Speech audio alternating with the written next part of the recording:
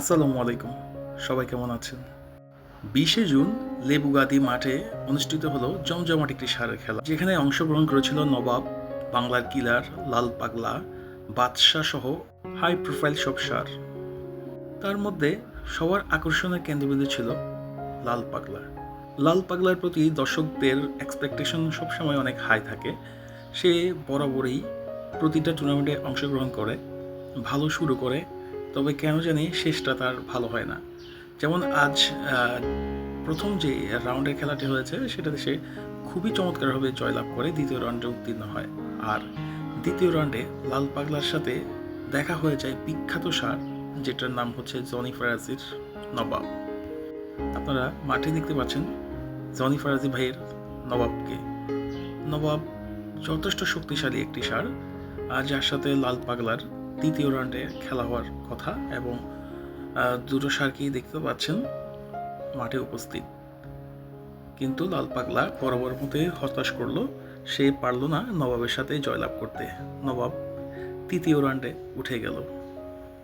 আশা করি লাল পাগলা আবার কামব্যাক করবে, সে বীর বেশে ফিরে আসবে। এরপর আপনারা দেখছেন নবাবের সাথে তৃতীয় রাউন্ডে খেলা হচ্ছে অন্যতম একটি জনপ্রিয় ষাঁড়, এক সময়ের চ্যাম্পিয়ন ষাঁড় বলা যায়, যার নাম হচ্ছে বাদশাহ।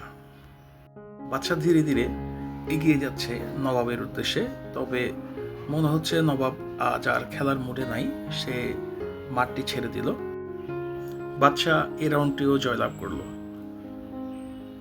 আপনাদেরকে একটা ইনফরমেশন দিয়ে রাখি, বাদশাহ কিন্তু নতুন কোনো খেলোয়াড় নয়, সে বিগত অনেকগুলো মাঠেই চ্যাম্পিয়ন।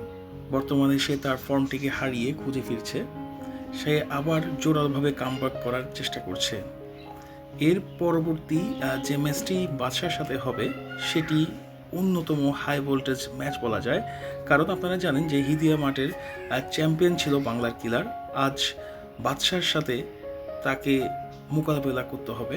দেখা যাক বাদশা কতটুকু চ্যালেঞ্জ নিতে পারে।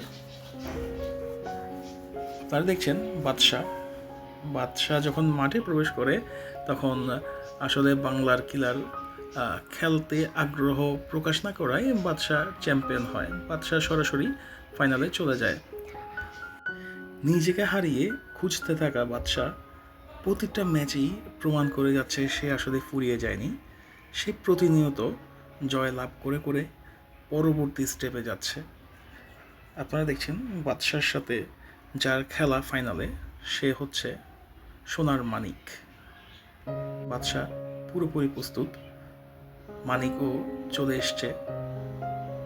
দুটো ষাঁড়ের মধ্যেই আজ যে খেলাটি হচ্ছে, এর মাধ্যমে আমরা জানতে পারবো যে সবশেষে বিজয়ীকে, অর্থাৎ চ্যাম্পিয়ন কে হয়েছিল।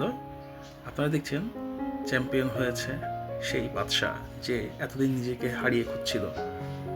কংগ্রেচুলেশন বাদশাহ, দীর্ঘদিন পর সে আবার বীর দর্পে জয়লাভ করলো। আমার ভিডিওগুলো যদি আপনার ভালো লাগে অবশ্যই সাবস্ক্রাইব করবেন আর শেয়ার করতে ভুলবেন না। সবাই ভালো থাকবেন, ধন্যবাদ, আসসালামু আলাইকুম।